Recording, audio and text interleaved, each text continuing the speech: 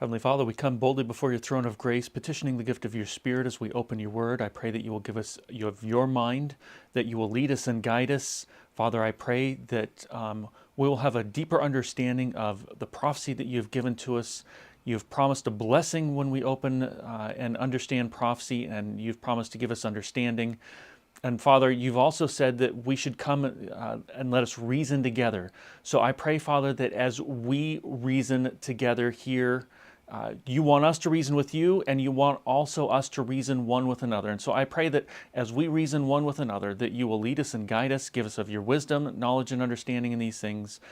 And I pray that these things will help us to gain a deeper insight into you and your Son. And this I ask in Jesus' name, amen. So we're going to be looking at reasons to apply the day-year principle to apocalyptic type prophecy. Now I've labeled it as 16 reasons. Don't get too hung up on there's 16. Just even in what I'm presenting, there's some that you could break apart and create more, or some are so close together that you could combine and make it less. You know, it's just one thought flows to another a lot here. So don't get too hung up on there's exactly 16. The numbers really are more like chapter breaks and just to kind of help things flow better. But before we begin, I want to talk to you about two main points that we need to understand. Number one is the biblical solar cycle and how the days are reckoned according to the Bible. Because we have 365 days of the year, and we're going to see that that's not the case according to the biblical example. Now we see here in Deuteronomy 21:13, "And she shall put the raiment of her captivity from off her, and shall remain in thine house, and bewail her father and her mother a full month." And so here we see this time of mourning is a full month, right?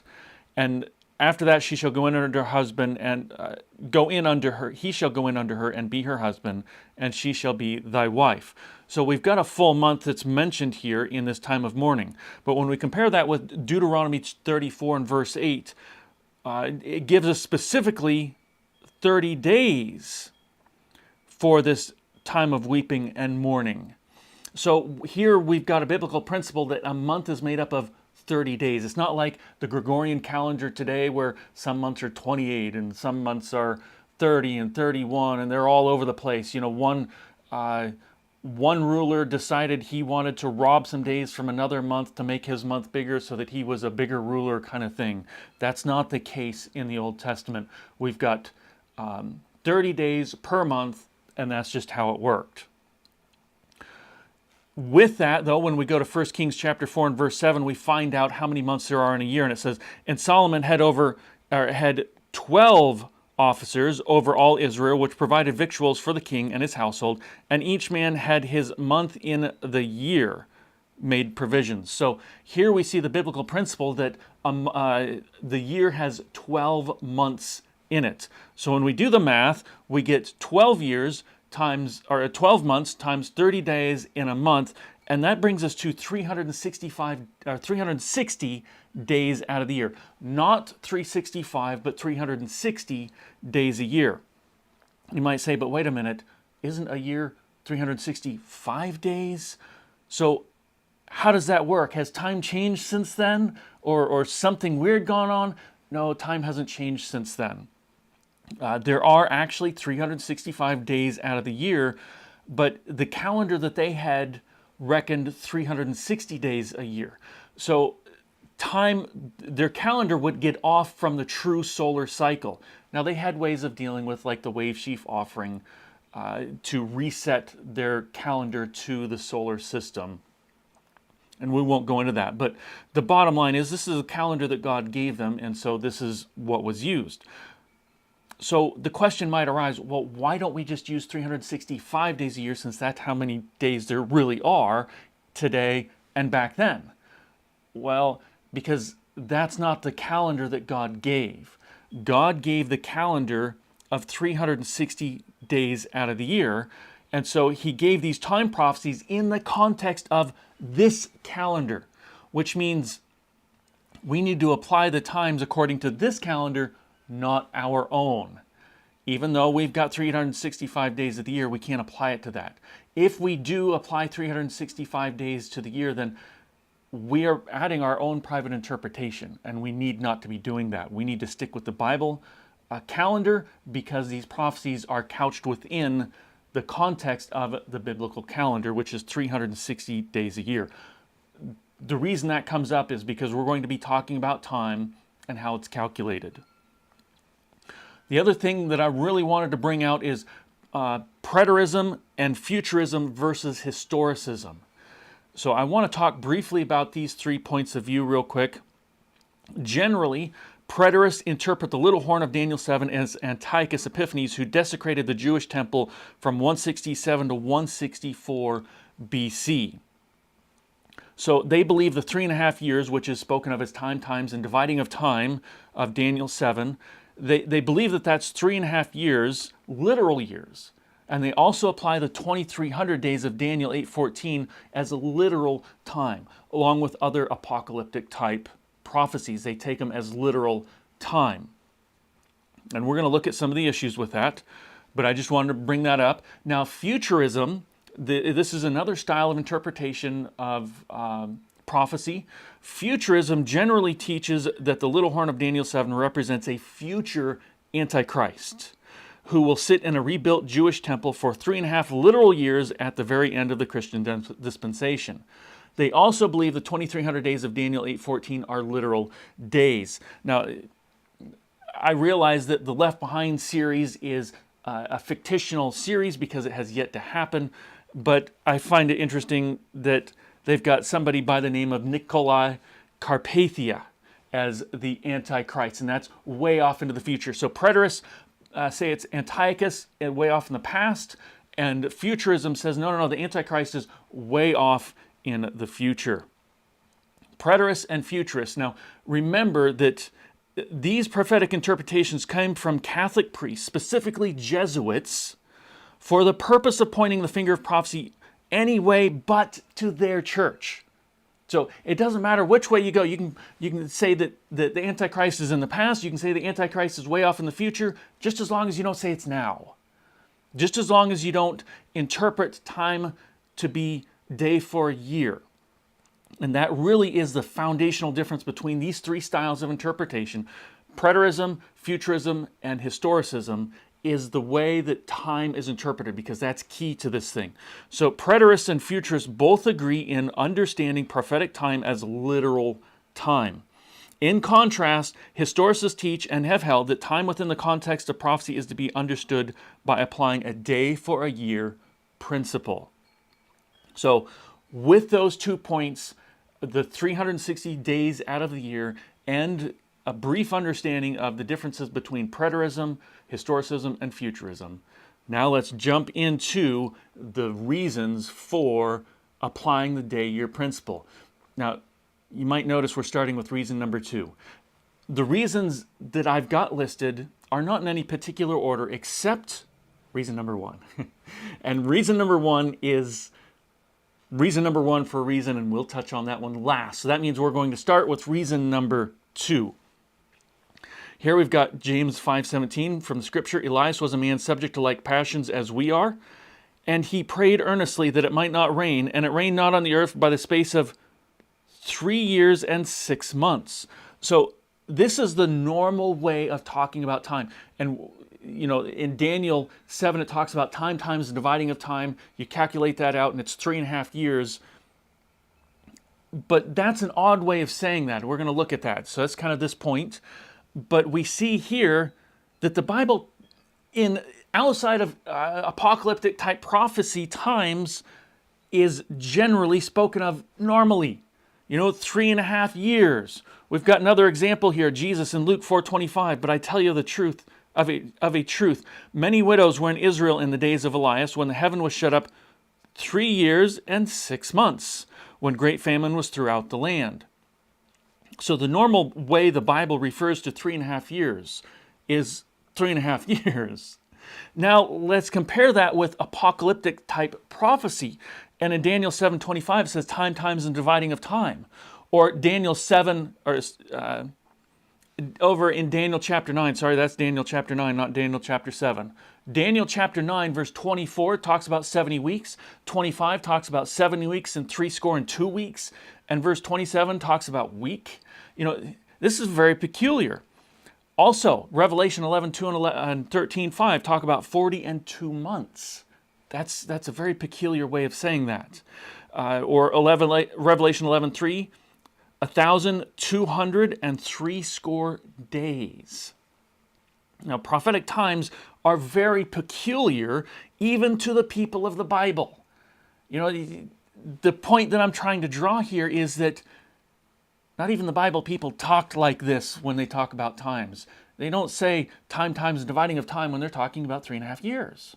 They just say 3 years and 6 months or 3.5 years, something like that. So it's significant that every measurement of time and prophecy is given a symbolic flavor. It's also significant that non-apocalyptic prophecies, those not surrounded by symbols, express time in literal language. For example, the 7 years of Jeremiah 25:11-12, or the 400 years of Genesis 15:13-15, or also we've got the 120 years of Genesis 6:3. They're all literal people, literal times with literal people doing literal things. But that's not the case in this apocalyptic style the prophecies which are surrounded by symbolism. So that brings us now to reason number 3 to apply the day-year principle. Symbolic time is found within the context of prophecies couched in symbolism. So just as an example, the 1,260 days are found in a context where a symbolic woman is clothed with a symbolic sun, stands on a symbolic moon with 12 symbolic stars on her head.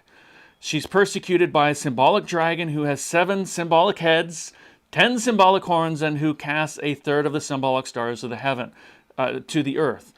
We see a lot of symbolism there. So the time also is symbolic. It's not just everything else but the time. The time is also symbolic there. Now, I could continue going on through many of these different apocalyptic prophecies. Let me get my tongue wrapped around that. But I think you get the point here.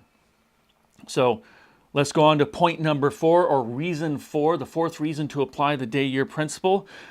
And here we see that the 3.5 years were literal time when the little horn would have received its deadly wound somewhere around, okay, so let me start that over. Daniel 7 makes it clear there are no time gaps, okay? So we've got a metal man here. If there was a time gap in here, this metal man wouldn't be able to stand. It wouldn't function. It just wouldn't work, right? Now, we might be able to fit time gaps into the beasts, but with the metal man, we see that these kingdoms are one right after another, and it's very clear and very succinct on that point. So we've got the little horn power down here in the 10 toes, which isn't spoken of directly here in Daniel chapter 2, but Daniel 7 it is. And that comes after 479 AD. So if the 3.5 years were literal time, then the little horn would have received its deadly wound somewhere around 479 AD instead of 476. So it came into power in 476 AD. But if we apply that 3.5 years as literal, then the little horn would have received its deadly wound somewhere around 479 AD. Now, did the papacy receive any kind of deadly wound in 479 AD? No, absolutely not. So this is another reason to apply the day-year principle. Reason number 5 to apply the day-year principle. Daniel 8:17 says, "So he came near where I stood, and when he came, I was afraid and fell upon my face. But he said unto me, O son of man, for at the time of the end shall be the vision." So this here is really important. This vision is at the time of the end. It is crystal clear that the 2300-day prophecy was for the time of the end. There shouldn't be any doubt here. We look at Daniel chapter 12 and verse 4. "But thou, O Daniel, shut up the words and seal the book, even to the time of the end. Many shall run to and fro, and knowledge shall be increased. So again, we've got the book that contained the 2300-day prophecy would be closed and sealed until the time of the end. Now, I'm not going to go into the detail of this right here, but the book here, the aspect of this is the prophecies of Daniel. Now, the stories of Daniel obviously aren't sealed because everybody's understood them since it was written, right? So the part that was sealed, the part of the book that was sealed is the prophetic parts of the book, specifically these time prophecies. So if Antiochus is the little horn of Daniel 7, then why would we have to wait until the time of the end to understand this? If Antiochus was the fulfillment, then it would have been understood at that very time. It would be a simple matter of history. Just as simple as that. There were people like Josephus who, for example, believed that Antiochus was the little horn, but if they were right, then they were actually living in the time of the end. But we know that Josephus wasn't living in the time of the end because there's been over 2,000 years since then. So here's another reason to apply the day for year principle. Applying literal time just doesn't work. Reason 6 to apply the day year principle. Then I heard one saint speaking, and another saint said unto the certain saint which spake, How long shall be the vision? Now this word vision is kazon. We've talked about this a little bit already in the last sermon on Daniel 8 and 9 made simple. But kazon is referencing the vision in totality.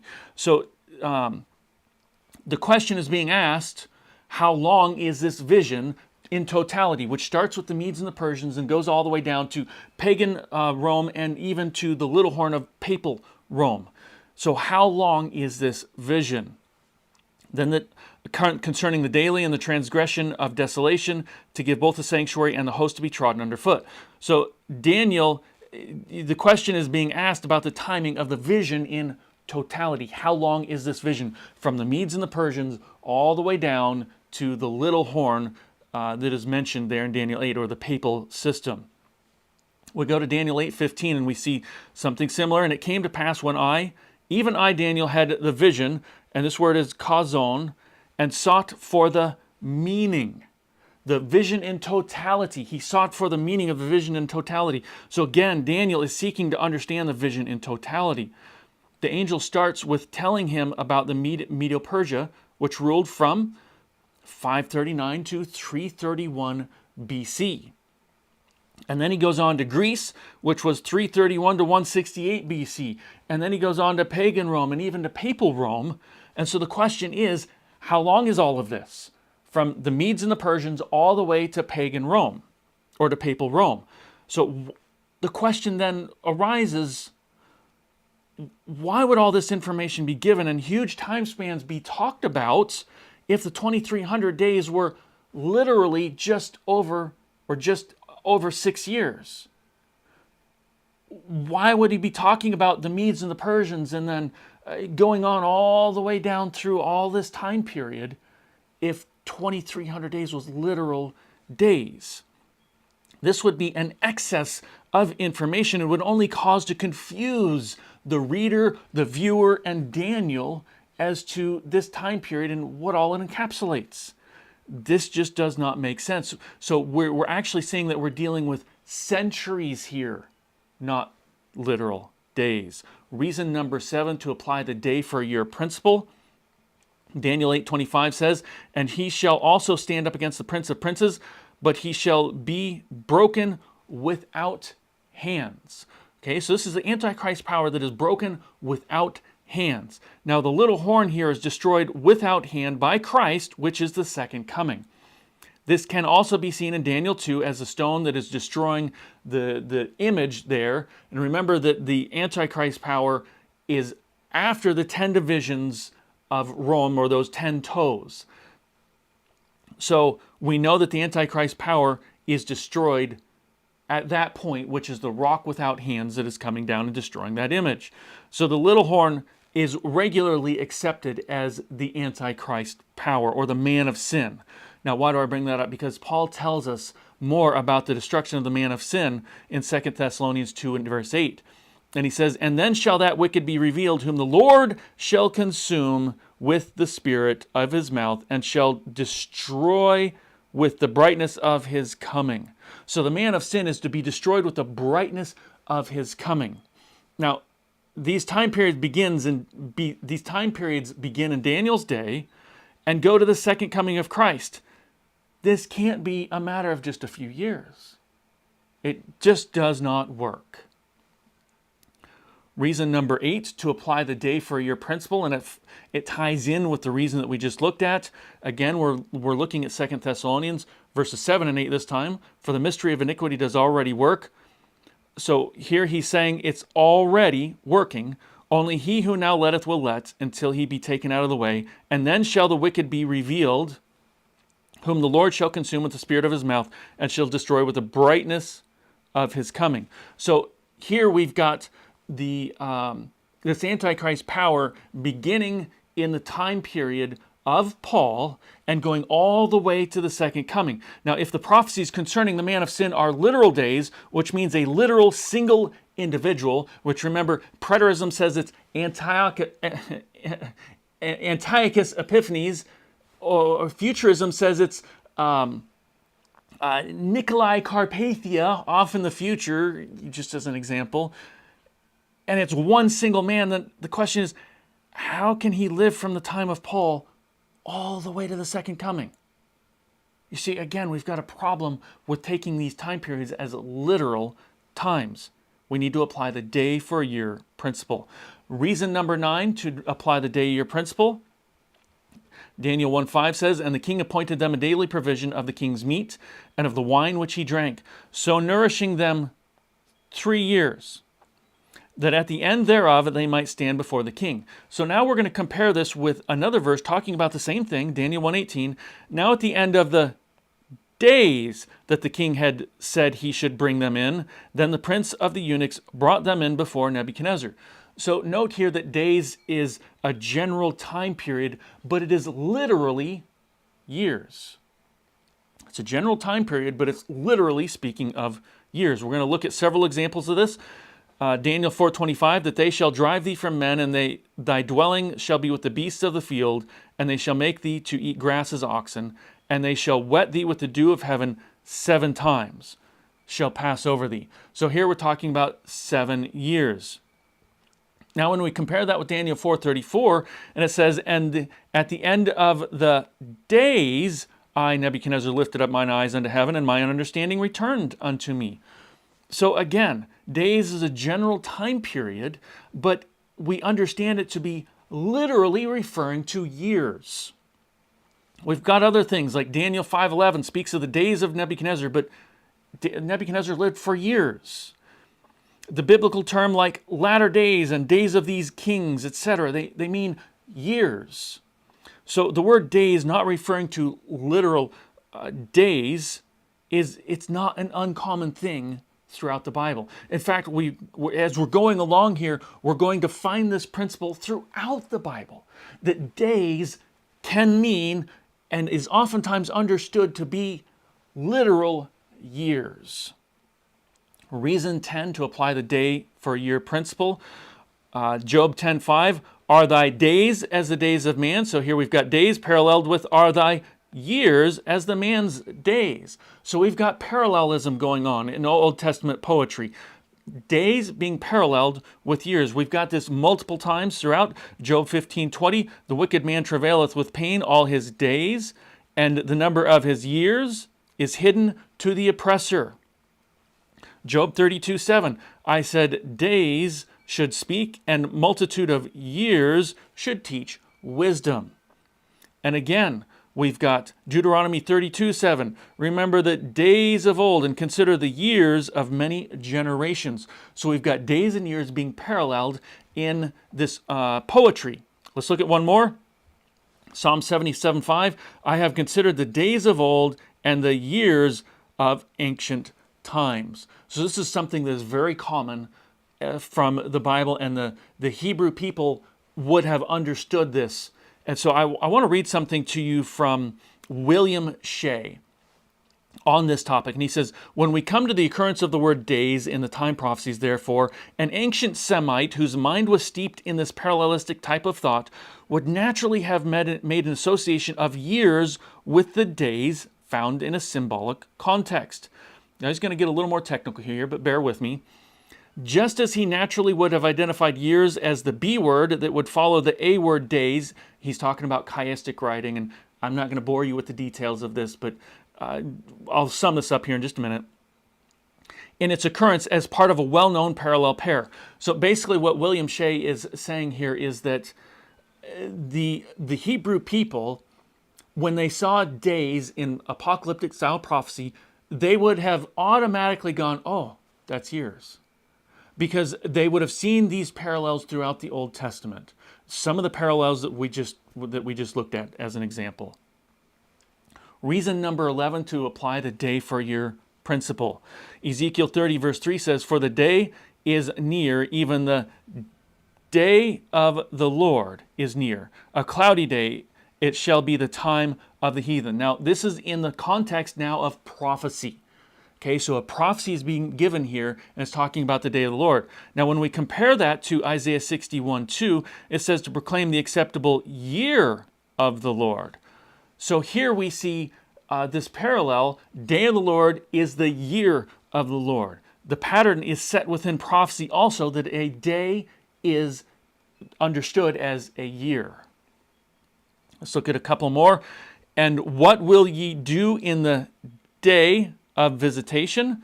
Isaiah 10:3. We compare that to Jeremiah 11:23. And there shall be no remnant of them, for I will bring evil upon the men of Anathoth, even the year of their visitation. So the day is recognized as a year here.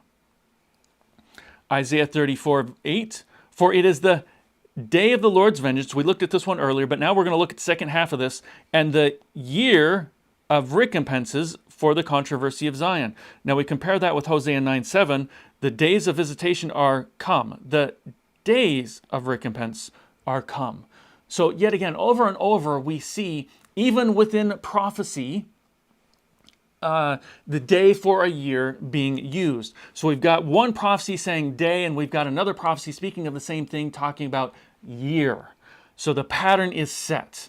But then, of course, we also have, and this probably could have been a whole nother reason to apply the day-year principle, but we're talking about prophecy here, so I'm just going to include the two main verses that are used to show this. Now, Numbers 14:34, after the number of the days in which ye search the land, even 40 days, each day for a year, shall ye bear your iniquities, even 40 years, and ye shall know my breach of promise. So the spies went in for 40 days, and the people refused to accept that. And so God is saying, look, for every day that the spies were in there, you're going to have to wander for a whole year in the wilderness, a day for a year. So here we have a prophetic number given in days, and we are told it is to be understood in years. We have another one, though. It's not just one. Ezekiel chapter 4 and verse 6, and when thou hast accomplished them, lie again on thy right side, and thou shalt bear the iniquity of the house of Judah 40 days. I have appointed each day for a year. So here again, we are told by God to apply in the prophetic context the day for a year principle. Reason number 12 to apply the day-year principle. 6 days, according to Exodus 20 verses 9 and 10, shalt thou labor and do all thy work. But the seventh day is the Sabbath of the Lord thy God. In it thou shalt not do any work. So for 6 days we're to labor, and on the seventh day, the Sabbath, is the Sabbath of the Lord, and we are to rest. Okay, so now we find something interesting. Now we have something applied to the land here. In Leviticus 25 verses 3 and 4. 6 years thou shalt sow thy field, and 6 years thou shalt prune thy vineyard, and gather in the fruit thereof. But in the 7th year shall be a Sabbath of rest unto the land, a Sabbath for the Lord. Thou shalt neither sow thy field or prune thy vineyard. So we've got years, 6 years, 6 years, and on the 7th year shall be a Sabbath of rest. So we see that the weekly cycle is expanded day for a year and applied to the land. This may not be the most powerful point, but it's an interesting point, and it's another reason to apply the day for year principle. Now, reason 13 to apply the day year principle. We're coming very closely to the end of this presentation, this end of this sermon, but bear with me. We've got some powerful points yet coming. Matthew 24:15, Jesus says, when ye therefore shall see, so this is in the future, the abomination of desolation spoken of by Daniel the prophet, stand in the holy place. Whoso readeth, let him understand. So he says, when ye therefore shall see. So Jesus is speaking of this abomination that maketh desolate in the future. So if the abomination was in the past, even before Jesus, then why would Jesus point people to the future, even in his time? And how would you apply the frames, the time frames, as literal days if this is the case? Is Jesus wrong? No, of course Jesus isn't wrong. I mean, as soon as we start saying Jesus is wrong, I mean, we might as well just throw out the whole Bible and you're just going to go down that march into perdition from there. You know, so Jesus is definitely not wrong. And there's a lot of reasons to know that he's not wrong, but that's not the focal point here. So Jesus isn't wrong, and this is yet future. And if that's the case, the day for literal time just doesn't work. Reason 14 to apply the day-year principle, going to Jesus again. The same day there came certain of the Pharisees, saying unto him, that him is Jesus, get thee out and depart hence, for Herod will kill thee. Now, Jesus responds to them and says, and unto them, go ye and tell that fox, behold, I cast out devils and I do cures today and tomorrow, and then the third day I shall be perfected. So here's Jesus already partway into his ministry. He's got 3.5 years, right? And so he's partway into his ministry, and he's telling them that he's got today and tomorrow that he's going to live, and then he's prophesying that on that third he's going to die. So here we've got Jesus himself using a day for a year principle. I mean, if there is no other reason, this in and of itself should give us plenty of reason to apply the day for a year principle. We're following the example of Jesus. Reason number 15 to apply the day for a year principle. And after 62 weeks, speaking of Daniel chapter 9, and 2 weeks shall Messiah be cut off, but not for himself. The people of the prince that shall come shall destroy the city and the sanctuary, and the end thereof shall be with a flood, and unto the end of the war of desolations are determined. And he shall confirm the covenant, so here's a confirmation of the covenant, with many in 1 week. And in the midst of the week he shall cause a sacrifice and oblation to cease. And for the overspreading of abominations he shall make it desolate. So we've got desolation even until the consummation, and that determined shall be poured upon the desolate. So here's the question. Is it really to fit all of that? Is it really possible to fit all of that in 1 week? The destruction, the wars that are going on, all of that stuff in 1 week? So, we could look at many of the other apocalyptic prophecies, but I think this one, is enough to prove the point. Well, actually, we'll look at one more. But the point here is that when we see lots of information given, but yet small amounts of time for it to be fulfilled, that's a good reason to apply the day for a year principle. Let's look at one more. This is Jesus speaking to the church of Smyrna. Fear none of those things which thou shalt suffer. Behold, the devil shall cast some of you into prison. So some are going to go into prison that ye may be tried. And ye shall have tribulation 10 days. 10 days. Be thou faithful unto death, and I will give thee a crown of life.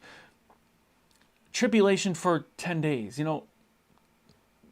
Tribulation for 10 days isn't really that bad. I mean, you can go into prison and not be fed or given water and still survive for that whole 10 days. 10 years?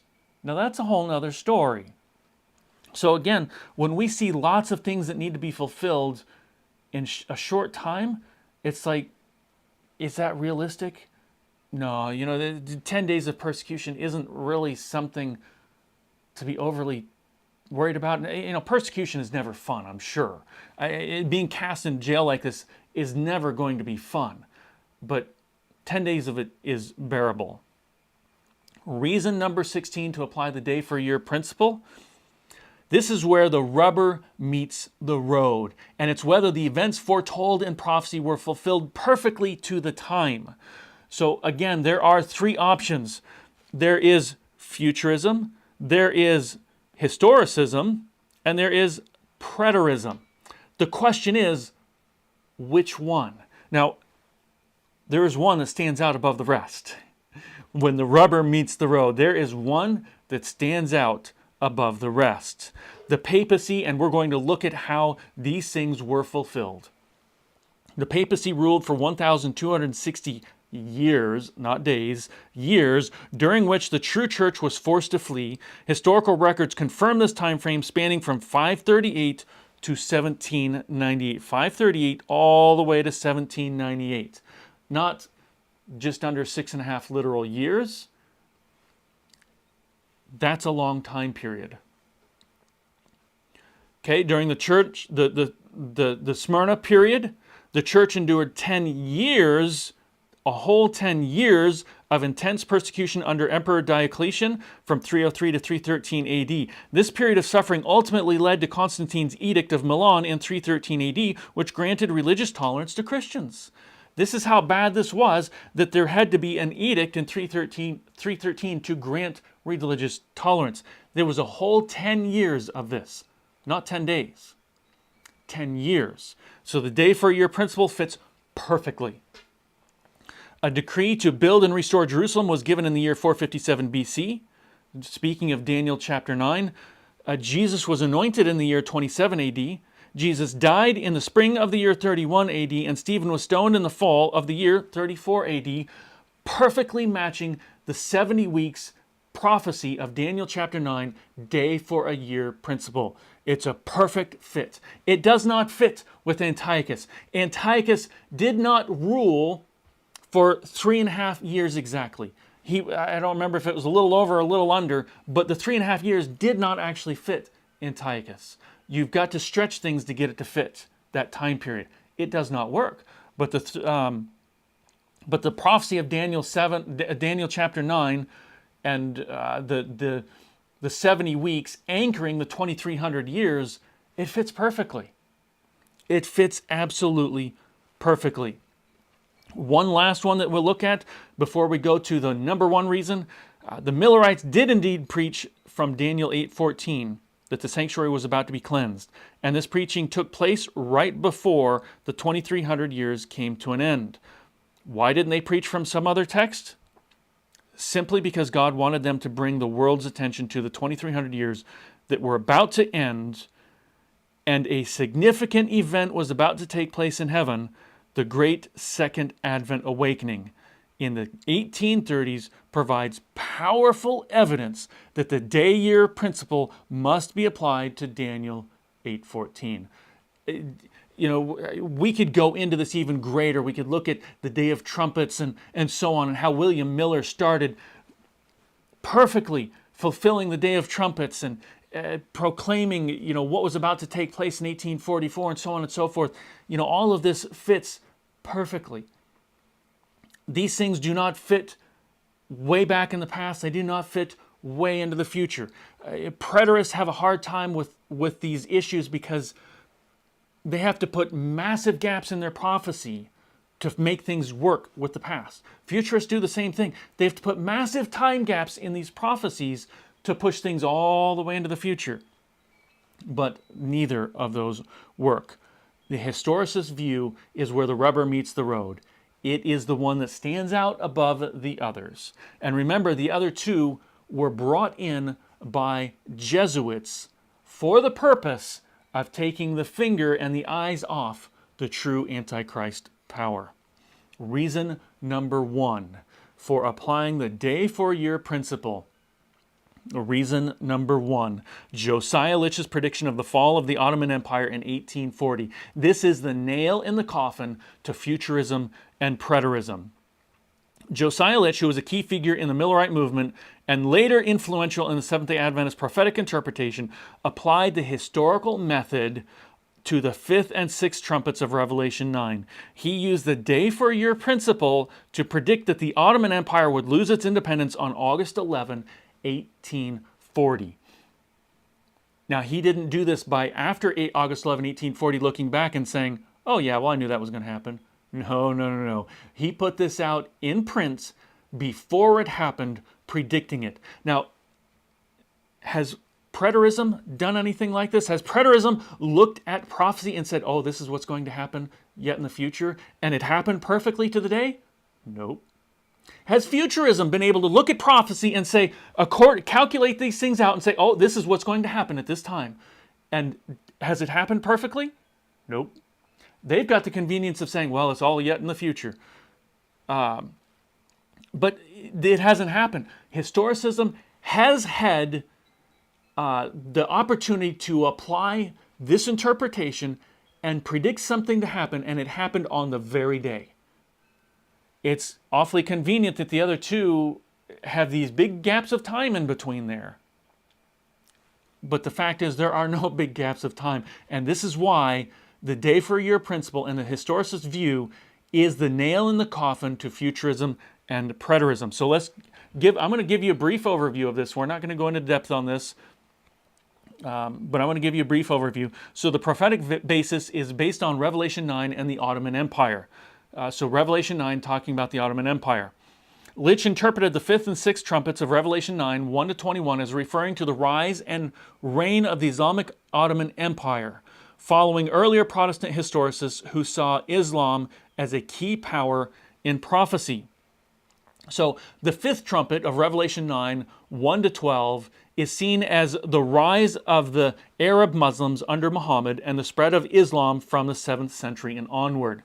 The sixth trumpet found in Revelation 9, 13-21 is understood as the expansion of the Ottoman Empire and its dominance over Eastern Christianity, especially in the Byzantine Empire.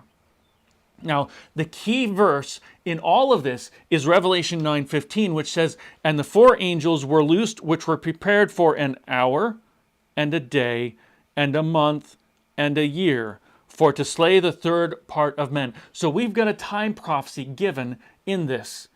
So where do we start this time prophecy? Actually, let's look at before we start it, let's interpret these times. 1 year equals literally 360 years. 1 month equals 30 literal years.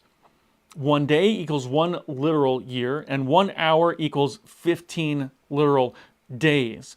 So you add this together down here, and you get 391 years and 15 days. Actually, that's behind the PowerPoint there. Sorry about that. But you get 391 days, and years and 15 days is what the prophecy gives for a time period. So when do we start that? Well, that date starts on July 27, 1449. Why? Well, Litch followed earlier historicist interpreters who marked July 27, 1449 as a key event in the Ottoman history. On this date, John VIII, the Byzantine emperor, died, and his brother Constantine XI sought permission from the Ottoman Sultan, Murad II, before assuming the throne. This act was the submission of the Byzantine Empire to the Ottoman rule. So this is the starting time for the Ottoman rule. July 27, 1449. So what happens when we add that time? Well, let's go in. 391 years and 15 days added to 1449 brings us to August 11, 1840. So on August 11, 1840, Josiah Litch predicted that the Ottomans would lose their independence. Did that happen? Yes, it did. His prediction was before August 1840, though. I want you to notice that. He wasn't looking back at it and saying, oh yeah, I already knew that. No, he predicted it off in the future, and he even wrote that it was going to happen. And when the event aligned with history, it strengthened the credibility of the Millerite movement, and not just the Millerite movement, but the day-for-year principle and the historicist view. So on August 11, 1840, what happened? Well, it was the Treaty of London. On August 11, 1840, the Ottoman government submitted to the European control, effectively losing its independence. This was a fulfillment of prophecy, proving the accuracy of the day-year principle. So this is also known as the Eastern Question. And this, going into a deeper study on this, which we're not doing right now, but going into a deeper study on this shows the day-year principle. And brothers and sisters, it is the nail in the coffin to preterism and futurism. Preterism has not been able to predict anything according to its style of interpretation. Futurism has not been able to predict anything according to its style of interpretation. Historicism and the understanding of the day-for-year principle predicted the fall of the Ottoman Empire to the very day, perfectly. Does it fit? Absolutely. There is no other way to interpret the prophecies time-wise than for the day-year principle. And so, brothers and sisters, I hope this has been very, very crystal clear. 16 very powerful reasons why to apply the day-for-year principle in the apocalyptic time prophecies, specifically those that are couched in symbolism. And this leads us to some very powerful points as to October 22nd, 1844, and the beginning of the judgment. And this is why we talked about Daniel 8 and 9 made simple, going over that. And so there's a lot of people that say, oh, this can't make this literal time, or this has to be literal time, and so therefore these interpretations are wrong. But brothers and sisters, I hope this has been very, very clear. And there's actually more reasons, but I took a bunch of them out because they kind of melded, and I wanted to try to make each reason as distinct as possible, but we could have gone on for further. I hope you have been blessed. Until next time, God bless, and Maranatha.